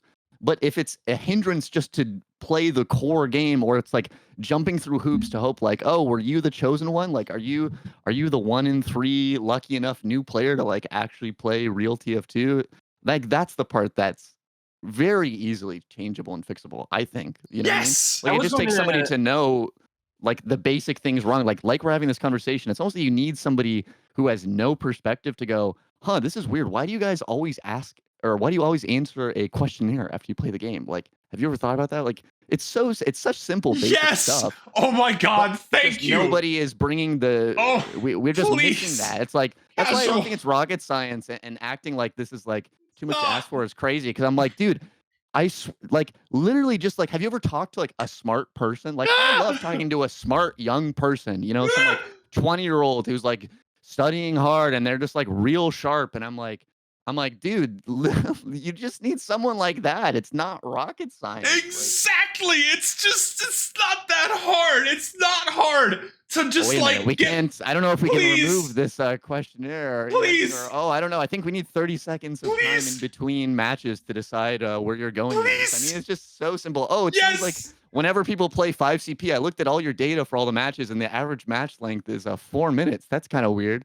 Yeah, like casual. Thank you. How like, hard is it? It's not hard at all. It's not fucking rocket science. Just look at the way the game is fucking breaking and go like, yeah, maybe we should change that. It's not that hard. And it's just not hard to ask for Valve to like just fix that. We don't give a fuck about the sharks. We don't care about the goddamn seaweed. We don't give a fuck if Heavy's beating himself off in the middle of the map. Fucking just put his cock in the game. I don't care. It's so easy just to look at how the game is breaking. Man, a 3-minute round of fucking 5 CP? Yeah, fix that maybe. Put it back to the point when the game didn't do that. It's so easy, and it does. And you're right. It doesn't take rocket science to do this. You could just get some fucking child that plays Fortnite. Listen, you can get a child that plays Fortnite every fucking day. It's the only game he's ever known. Get him to play Team Fortress 2 right now. You could have never heard about this game ever. Never. And the initial player experience of this fucking game is so goddamn atrocious that he would look at TF2 and the initial player experience of picking a map, joining a game, and being immediately thrown out of the gameplay loop within minutes and going, fuck this. How have y'all tolerated this for the past decade? I'm going back to a video game that does not do that. And the beauty is that TF2 didn't do this before 2016. It's so easy. It's so simple. And people are so fucking, I'm ranting, I'm sorry. People are so fucking obstinate. People are so fucking obstinate and just so retarded that they just refuse to acknowledge that the game did not do this shit before meet your match. It's learned helplessness, man. People just start to think that like this is as much as you're allowed to ask for, as much as you're allowed to have. But it's like people, I think such a key aspect of this is we just need someone vaguely sentient or intelligent who is putting their focus on the quality of life of playing the game, whose job is not, hey, can you add a new HAS to the game? Like literally that's the shift of focus we need, because this is last point, and then you can go for Richter. Like we've been asking for this kind of basic stuff for so long, because again, like 10, 15 years ago, we still had the dilemma of, okay, if I'm trying to get my friend into TF2, I have to spend 3 minutes to be like, okay, here's how you get the FOV to a reasonable amount. Okay, here's where you go if you want to turn on damage numbers. Oh, you have to enable this to get the console. Like all these things where it goes, okay, everyone who actually plays this game uses FOV 90. But for some weird like superstitious religious like honoring the past thing, even back then we have to be like, oh, okay, you have to play the game in this terribly suboptimal way if you just had no idea and nobody introduced you to it. It's just, would it hurt to change some of these things so it's like the way everybody else already plays it anyway? In the eyes of many, if you even dare ask for these things, they equate it to asking for the game to die. I don't know how they reach this conclusion. I don't know why they think this way, but so many people view asking for legitimate improvements to the game as if though you're asking for its death sentence. That pressuring Valve for any kind of legitimate improvements will just lead them to shutting off the servers. I don't know how this has been perpetuated within the community for so fucking long. It's ridiculous. It's this weird guilt-trippy kind of thing that people that don't even play the game tend to push. We're like, oh, okay, hey, this is a problem. Well, what do you mean? You don't acknowledge that problem. If you do, then Valve will just turn off the servers because they have no reason to run this game anymore. What do you do? What do you want the game to die? Like, I don't know why that's become the norm. It's like you said, it's like people have been shell-shocked and Stockholm syndromed into just accepting the way the game is, the splinter being in the hand for so long, and if you dare try to pull it out, like the splinter's gonna fucking fight back and kill you. It's not gonna happen. Like, it's just pull it out. Acknowledge the fucking splinter. It's not that hard. What are you talking about, bro? You owe Valve your life. Think Apparently. about the hundreds and thousands of hours of free fun you've gotten that if you went to an arcade or a bar, think about how much money that would have cost you. That's how a lot of people view it. It's like, oh, the game's free. Why do you care? The game's fucking free. TF2 is a privilege. It's a privilege. Just go play something else. Who cares? If you don't like it, move on. Yeah, oh my god. And to circle back to the overarching topic that is YouTuber influence, no one says this. No one says this. People are just defeated. I mean, are they? People are defeated. Listen, I mean, they? You can tell me too. There's co-conspirators involved. I would do want to hear about it, but I just say it again from like the old head perspective of just that people are so jaded. It's been so long of like asking for basic things. It's like the whole history of basically, I don't know, like after 2011 TF2, right? Has been the community asking for basic things, getting some good things here and there, and then just getting a lot of weird, like, do you play this game? Like, do you like you make sure, this game? I for guess, sure, but for sure. it seems like you don't know anything about it besides when you ship updates and make changes to it. No, yeah, And so for sure. most people, like, I mean, and this is where I give you props too, because I think you are a polarizing figure in the community, and even at times I'm like, dude, how can you handle this much like staying in the frustration? Because I am also of the cut from the cloth that goes, oh, we try a little bit and it doesn't really matter at all. Okay, I'm not going to invest myself too much in It is. But listen, it's a necessary. My point too is to say that the amount that you exasperate over this is kind of it's a necessary burden for someone if no one is going to do it, because Like, everyone else doesn't. I mean, like, everyone else just wants to live their lives and like move on. No, Because I it's like, know, dude, this but feels like a losing game. No, But I the don't- point is, that is not a winning strategy, right? That does not change anything. I just Me- love this game too yeah. much. I don't know what it is about me that He doesn't has. do it alone. He's got his network of spies who reach far. He's like Caesar's Legion. He fucking he's got preparing for the hands coup. everywhere. I mean, Yeah. I have a lot of people that help me get the information that I get and the insight that I have. But I mean, the reason why I do it is because I just love this game. There's nothing else that can replace it for me. And when I when I just look at the game, the state the game is in, and I know how easy it would be just to fix it. Yeah. And how easy it would be for just Valve to do just a very small amount of work. And this is something else that frustrates me too. And this is something else that's been going on. It's like, oh, it's too much work. It's not. It is so little work on Valve's part. Oh, listen, Richter. You guys have been fucking yelling for an hour. Let me finish. Okay, let me finish my train of thought here, Richter. It's just not that much work for a fucking multi-billion-dollar company with infinite resources and manpower to get like two guys to sit down, unravel this fucking tangled mess of a fucking game just to make it function a little bit better. It would take literally nothing on Valve's part. So little work. And me knowing that and knowing just how little it would take for Valve to do this, it's so frustrating. And I keep pushing for it because some part of me thinks that if I'm loud enough and get enough people to be loud enough, maybe it'll force Valve's hand to do something beneficial for this game once. Please. It's the only reason why I do it. Because I still fucking love this game and I know it could be so much better in exchange for so little work. Yeah. Cosign. Cosign, because that was some real shit you just said. It's like the Obama. I'll send you the Obama image to put there. What were you gonna say, Richard? You were very excited to talk a minute ago.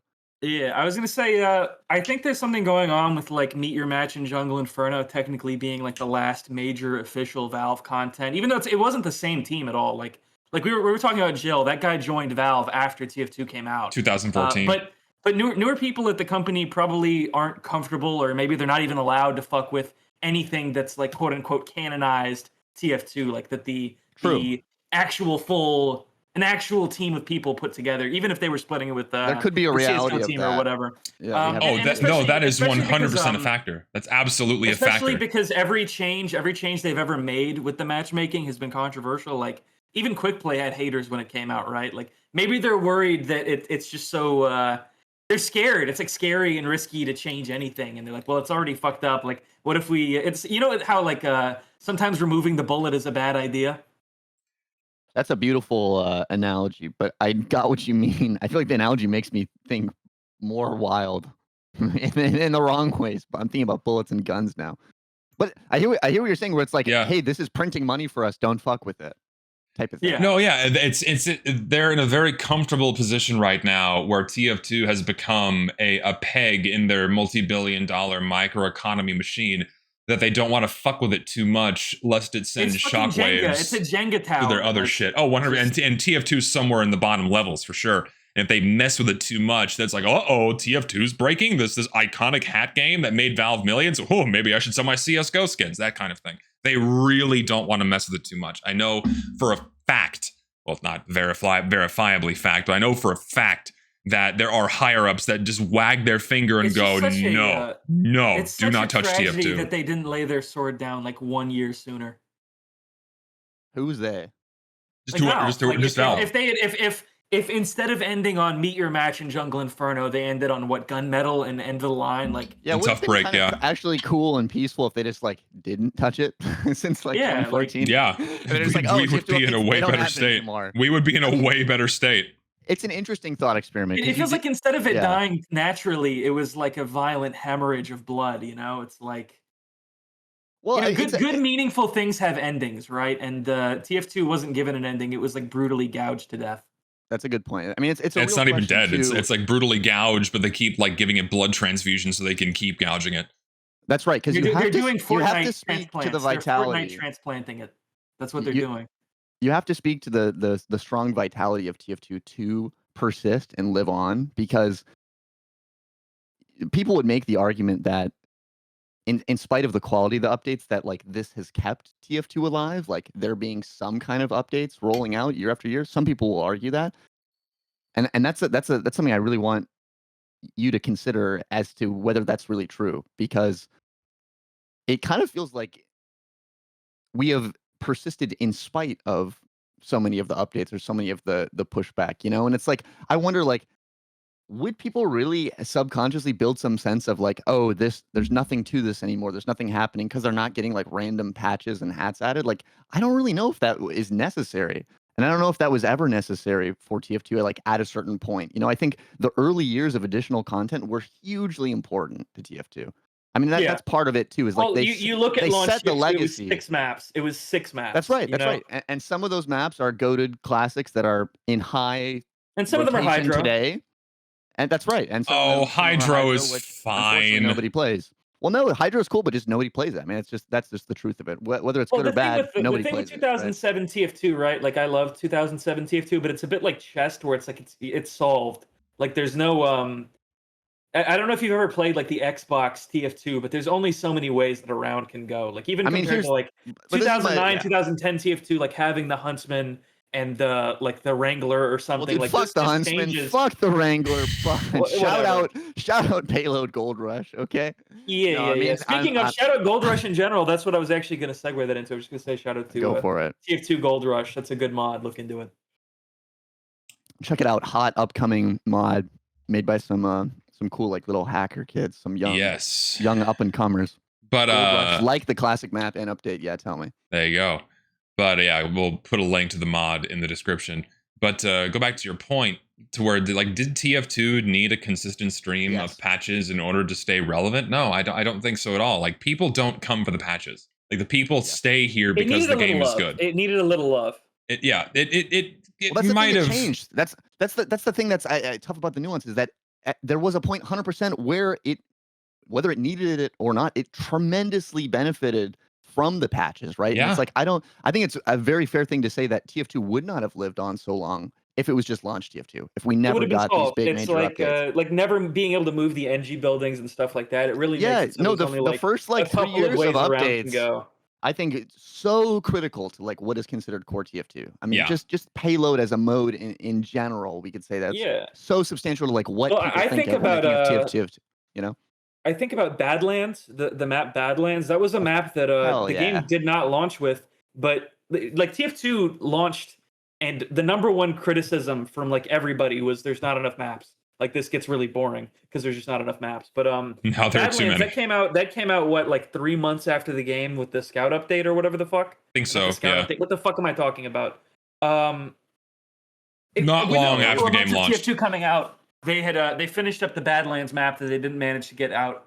They didn't manage to finish Badlands in time for TF2's release. So in the immediate months after TF2's release, that's right. They put out Badlands, and it's like stuff like that. That's like, it shows you that TF2 it did need a little bit of a push after just 2007. Like, it wouldn't have. Dude, totally. I mean, 2008 was a banger year, man. We got Badlands, we got Gold Rush, we got Badwater, we got Steel, we got arena maps. Like, I guess Egypt was a little later. I mean, I would argue that through 2010, that was like, I would consider like the necessary core updates for the game. And then like the further you get away from 2010, fewer and fewer updates became meaningful and relevant to like what we see TF2 as today.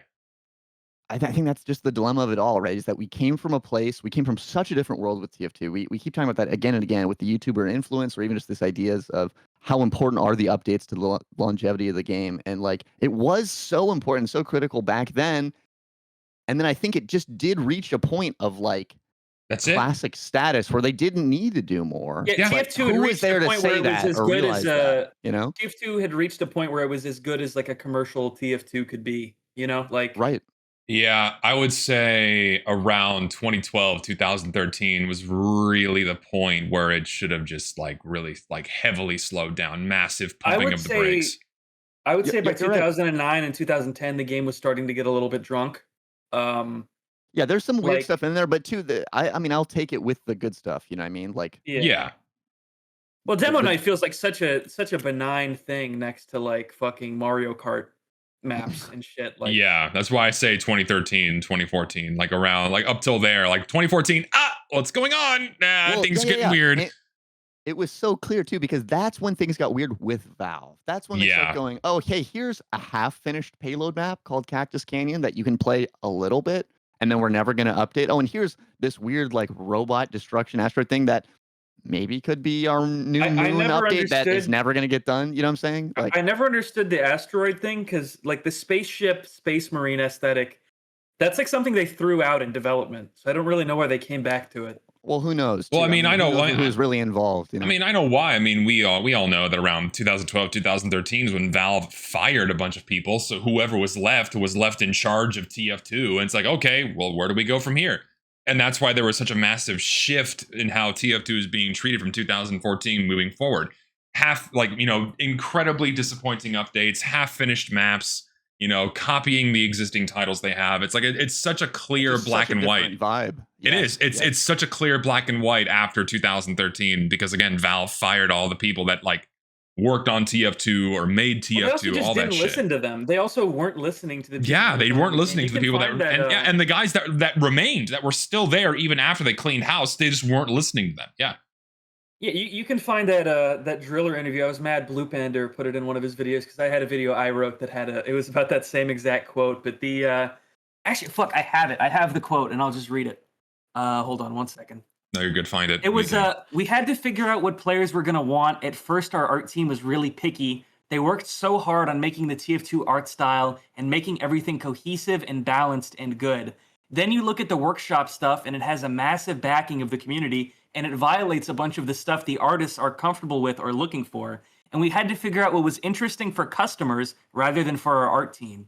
So like, wait, hold on. Translating that from like a corporate speak is like higher ups at Valve ignored TF2's original artists because they saw opportunities to squeeze more money out of people. Like they consciously chose money over the artistic integrity of the game. And that's why I say like no update could fix TF2 because you can't undo 15 years of icing caked onto the fucking game. You can't undo that, right? Like ignoring what people who designed the game had to say about it is like, that's like insane. And also what jumps out to me about that quote is also he doesn't call us like players or fans, just customers. Customers, you just fucker. You're nothing but a potential customer to them. This game is nothing but another concession stand they manage and use to finagle so people brutal, out of $3 dude. bucks. Like so true, so true. That's a developer. end. That's a developer skirting his responsibility to like meaningfully and thoughtfully maintain a game, and just going like, oh well, the babies like it when I add Batman. Like you have no one to blame but yourself. Like it's like a teacher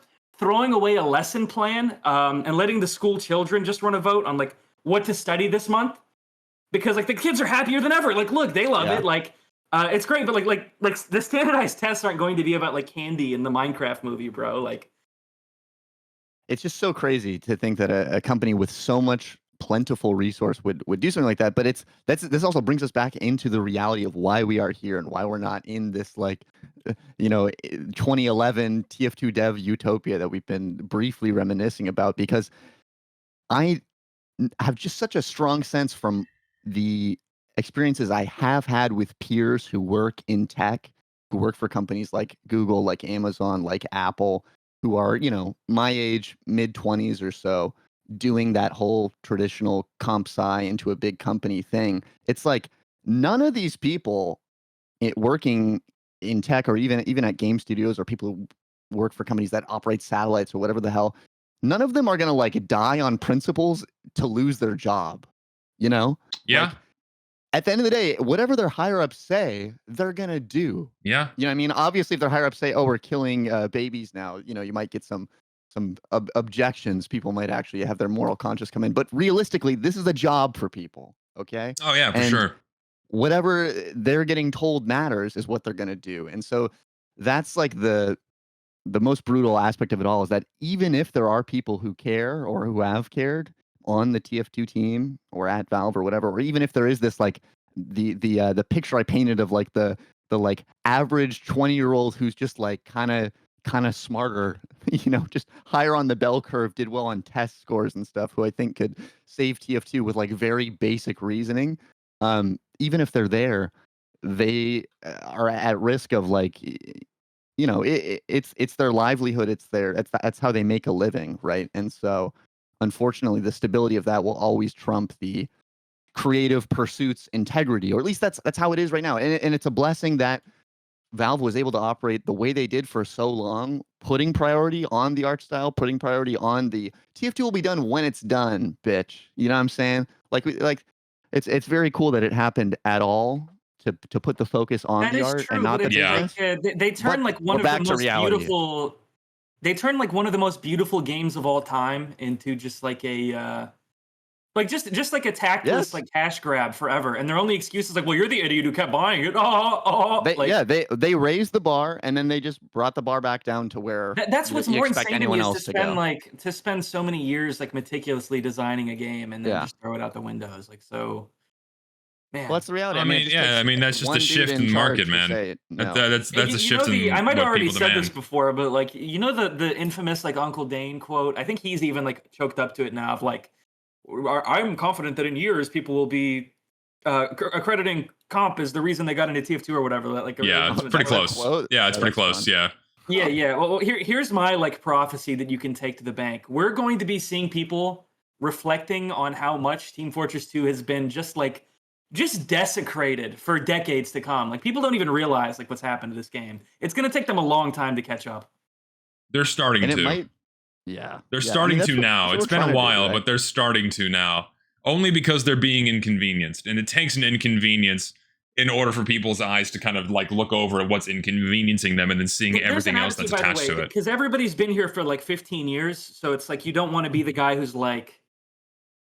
There's a sense of like extreme loyalty with TF2 fans where it's like, well, I've been here for 15 years. Like I love this game more than anybody. Like everybody is perpetually doing that. Like that's what the war in the community is. Is like, well, I care so much that I actually am going to defend casual. But is that the case? I don't even think that's true. Bit, yes, a little bit. I disagree. I think I honestly I disagree. I don't think it's a loyalty problem with the game. I think it's just a proliferation of apathy towards media consumption in general that's become more that's been more present. But I think what I was going to say is just like anyone who genuinely loves the game, anyone who genuinely loves this game would not tolerate how Valve treats it. Well, that's what I was going to get to, Zesty, is just like millions of people, you know, care about TF2 enough to say that they like love it. But how many of them care enough to object when it's getting like continually defiled by like corporate profit quotas for like 15 years? Not as many, because it's just like I want to be the guy who loves TF2. And what can you do? Also, this is like at the point where it's like, okay, now because I disagree, do I have to like do activism to actually change this? You know what I'm saying? Because basically, I think there's a silent majority of people who like are on our side, especially older players, but who are like, well, what the fuck do you think I'm gonna do, dude? I have a life. You know what I'm saying? Like, and I have no influence. I have no sway. I'm not a YouTuber. Well, I'm not whatever. So right? Here's the contradiction to that. In more recent years, because of things like the proliferation of social media, where the players en masse can absolutely hold a developer accountable for something they're doing to their game, that's become more present since, 2015, 2016 moving forwards. Like we have that now. And just no one has really exercised that in the TF2 sphere outside of dealing with the bots. And even then, that merely scratched the surface of what people can do. I feel like there's so much, there's so much, like, TF2 is so good that it's fueled, like, 15 years of consumer brain rot just because it was so good 15 years ago. And that it's this thought I think everybody has, and, like, even I had to, like, shake at a certain point that, like, oh, this is like a TF2 thing. That means it's, like, awesome. But that doesn't make it good. Like, if anything, when you really zoom out, more often than not, as of late, like for the last like 10 years, things being like an extension of TF2 have been pretty bad compared to like the original fabric of the game, in my opinion. Like, Yeah. I don't care for like VScript, Saxton Hale. I don't care for like I don't know what other like insane. I don't even keep up with it anymore because it's exhaustive. Yeah, It's well, and exhausting, rather. that's been the vibe for a long time, in my opinion. You know, because I all the people that got me into this game that I played with in my early years, they all moved on around 2015, 2016 or so. Like literally amongst my real life friends who did get me into this, they're all like, "Wow, that's so crazy, man! That TF2 ended up being such a big thing for you." Because like they were big into it too, but then I think if you ask them, it's like, well, it just started to fall apart, and I was just like, all right, I'll just move on to other I think that's where things. the sort of friction with the competitive community kind of comes from with Zesty and like his people, is because like the people who don't see this stuff is usually either like, okay, people who don't really care that much about TF2, which is like fine, it's like normal. It's not, we're the weird ones for caring so much about a game like Yes. 15 years later, and I'm very, very conscious of that. Yeah. But it's either people who don't really care that much, or like they don't care, and that's why I say the competitive players is it's the people who never cared for the art or the atmosphere, because all that was really special is like the zeros and ones of the PvP. Like, oh, I really love jumping and surfing. We can talk about that, because the thing is, I think this is like a or the people who just live to spite Zesty Jesus. That's like the trio, I'd say. I think this is like a non-comp player misnomer that, like, to a lot of the eyes of people who don't play competitive, the competitive players are the like, oh, it's about the ones and zeros and the rocket jumps and that only. Like, I think there's just in my opinion, in the reality of the competitive scene, there's like that is a minority of players. You know, I just think it's so sad we got the worst of both worlds with TF2, where it's like, I guess this isn't even related. It just kind of popped into my head, but like with most of the games that people say is like slop, like like Fortnite and like Overwatch, it's like, okay, it's slop. Like you want us to like choke out saying, okay, this is like a modern corpo game or whatever the fuck, but like at least usually with a game like that, there's a lot of care put into making sure it's like easy to get into and like intuitive, even if it's like generic. Whereas with TF2, we've kind of got the worst of both worlds, where it's like this is an abandoned old game, where it's an abandoned old game that doesn't really get love anymore, and it bears like all the ails of a greedy publisher who doesn't understand their consumers or their game anymore. It's like it's the worst. It's an attack from all angles, and it's so painful to watch that. It's like death from a thousand needles to like what I think is probably the most beautiful game ever made. And then the cherry on the shit show Sunday is that people defend it, and then they get mad at you for pointing those things out. I like the needles in my cock. It's awesome. What do you mean? No, and that's the thing, man. And it's like, and it makes me question whether or not people actually enjoy that. Like, they actually enjoy the way the game is. And to me, if they think that they do, that tells me that they don't think that deeply about any of the media they consume. Because if you really think about it for more than 2 fucking seconds, how Valve treats this game is just fucking awful. And so whenever I see someone defending the current state of the game, I know I can just immediately disregard them as someone that doesn't actually play, or plays so little, or has such a surface level engagement with it that they're just not worth considering.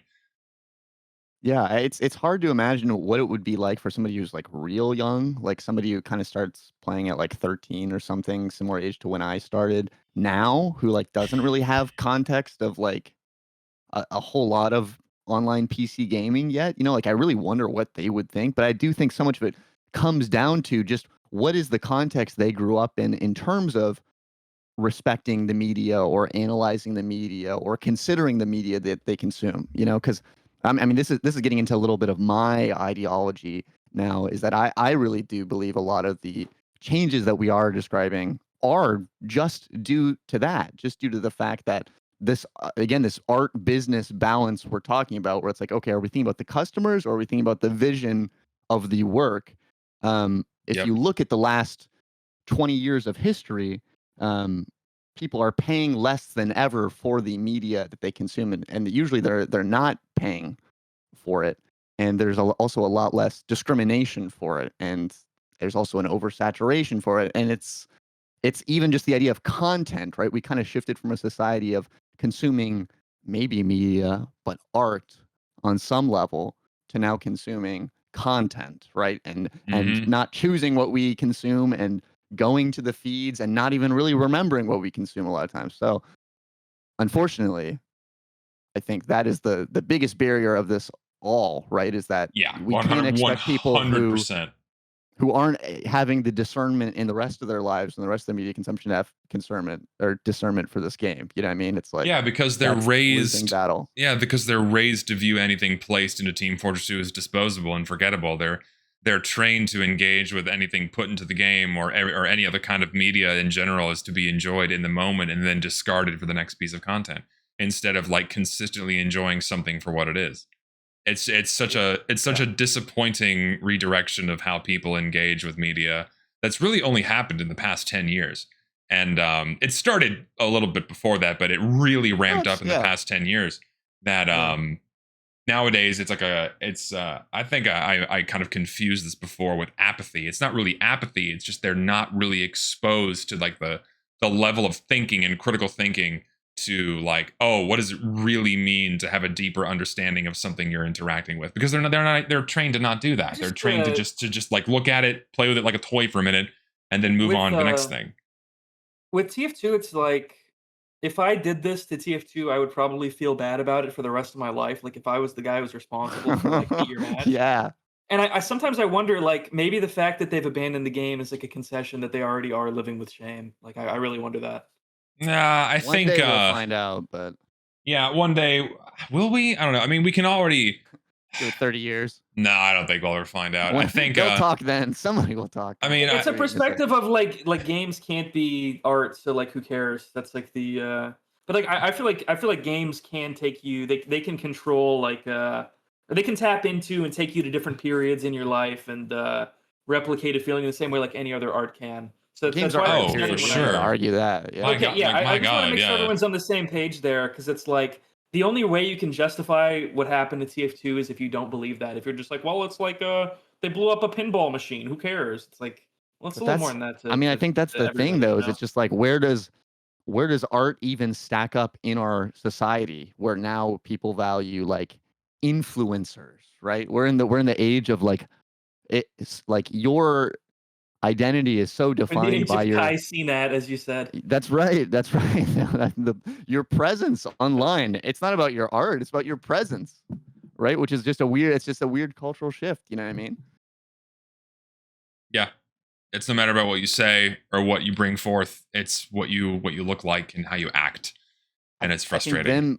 The quote you brought up earlier and the saying, oh, our workshop is doing this, so we're going to go with our customers rather than what our art directors are comfortable with. I mean, that just says everything, you know?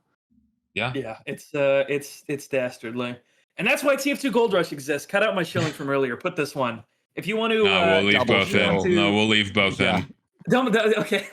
Yeah, listen, that's why TF2 Gold Rush exists. If you're somebody who thinks that the game is fucked up and you're interested in the idea of someone peeling everything back to 2007 and just kind of carefully constructing in a way that's true to the game's identity and doesn't, add a bunch of fan content like most mods are. That's what Gold Rush is supposed to be. That's someone I know, Jasper from Casuals community, is working on Gold Rush, and that's supposed to be really cool. I'm keeping up with it. It seems really awesome, and that's why I shill it in all these episodes. Link look forward to that. Link below for sure. Well, is that wrapping up? Oh, I think to close, I just because I mean we went all over the place with this episode, which is totally fine. It's pretty fun. Oh no, it was great. But I think what I really hope starts happening, and what I'm seeing more now, and what I hope will continue, is just more people being willing to be openly critical about how the game is being treated and what Valve puts into it and how they've been treating it. I'm seeing a shift towards that.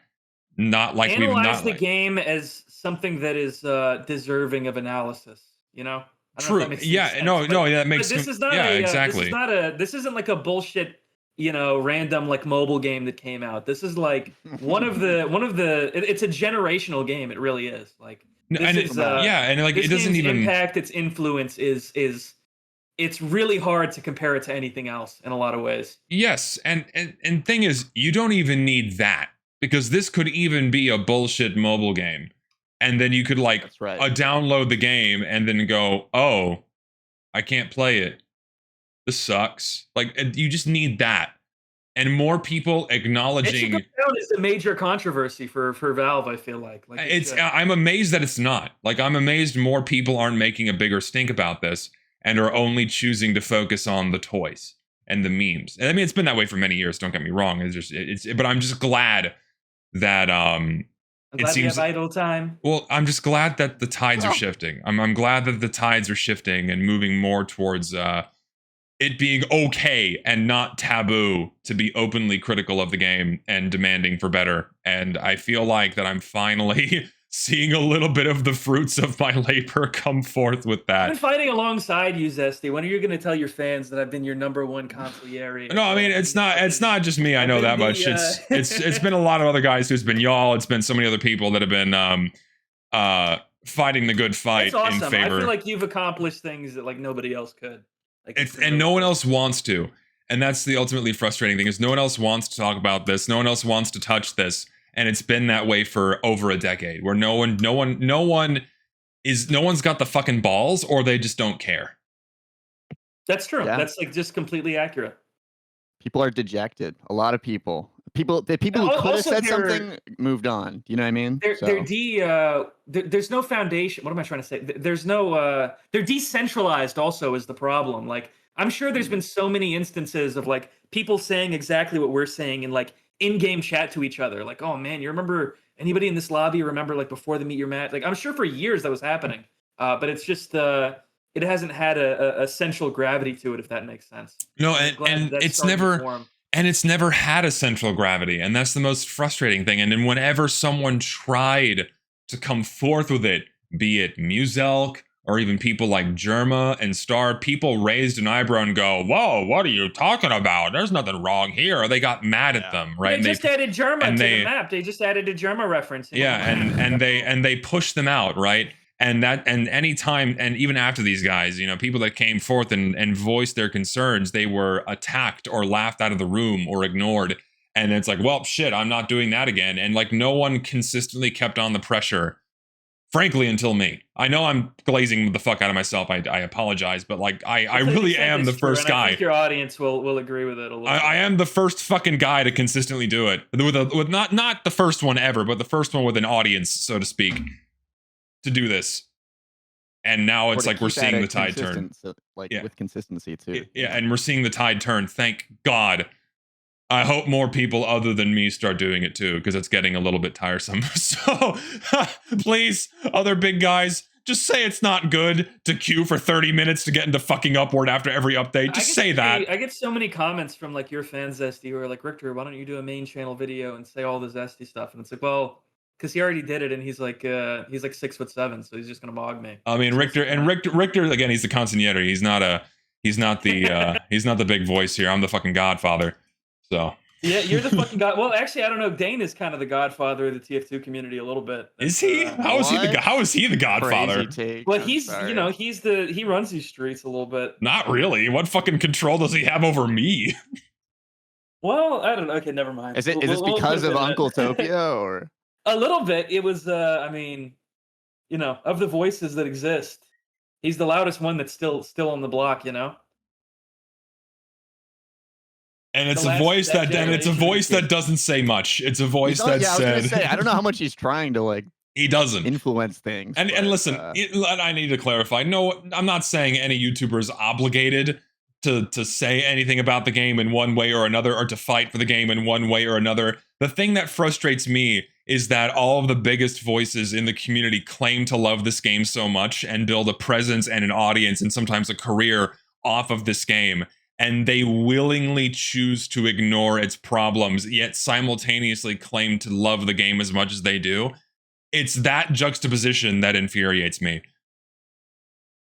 Which is understandable, But it's also like, I don't know. I worry sometimes. I'm like, will there be a happy ending to this, or is this going to be just a strong cautionary tale? It's like I'm trying to like convince someone that it's possible to have sex without having needles in your penis. Like I promise, if you just don't do that, it'll be way better. Like we would live in a different world. Who are you trying to convince though? Who are the real like What were you gonna say? I feel like people have woken up in the last couple of years, but it's been quite a grueling effort from. Well, from that is the real Zesty and change. other That is the real people. change. Like saying that on r/TF2, people are going, "Oh, this new map's kind of shit." That is progress. Because, That's a big fucking deal. That's a big deal for like where RTF2 looks at an update and goes, "Oh, this is kind of bad." That's major. That's a big deal. RTF2 was like notoriously the TF2 apologists forever ago when they had the old Reddit UI back in the vintage days. So the fact that is moving at all that needle, like that tells me things are changing. That's significant. And I think they'll continue to. It's just a question of then what can even be done or what will be done. But you can't think that way. We won't know until we try. You're already defeated. That's right. That's we will not know until we try, and I will do my damnedest to fight for better as much as one guy can fucking do. That's right. Yes. Give me the day of redemption where I can just log on the game, get put into a arena off blast match, have a little fun, Man. go off, and then move on to the rest of my day. And have a good day. I'm looking forward to that day. We can I hope. think we all are. The Halcyon will come back. I think that's good. Are we good? Yeah. I think that's good, guys. So Thank you so much for watching Idle Time. This has been my podcast featuring Zesty and Casual. It's been a wonderful time. I thought it was actually really good, and I think you should for this one, Zesty, you should instant premiere it. Sure. You could schedule it so there can be a live chat. I want to see what. Oh yeah, we'll do that. So if you've watched it this far into the VOD, please type the number 3 in the chat. Type that 3. Or your favorite emoji for shits and giggles, because why not? And yeah, as we wrap, any closing thoughts, gentlemen? Any closing words or just a final goodbye? I'm glad we did this podcast. I'm glad that we're doing Idle Time. I think it's really fun. I'm also super glad. It's good for us. No, yeah, it's cathartic. It's cathartic in a way. It lets you get things off your chest. It's like, fuck. Who else does this and speaks more critically about the game, you know? Who else makes it harder on them than us? No one. It's so true. Nobody. So true. Who is laying down the law? Oh, Lord Almighty. Anyway, tune in next week for Idle Time Plays Minecraft. Hell me. Yeah. Or a fucking what's the party game that's popular right now with like the trash can mouths? Fall Guys. They make a new one every like 2 minutes. Yeah, well, I don't know either, man. Anyways, thank Friend Slop. Yeah, it's Friend Slop. Yes. God. Anyways, thank you guys for watching. Greatly appreciated. Link to these guys' channels in the description below, and also to my TF2 servers and also Gold Rush mod. Check that out. Thank you all for watching. We love you. Kisses, hugs, platonically, of course. And we'll see you next time.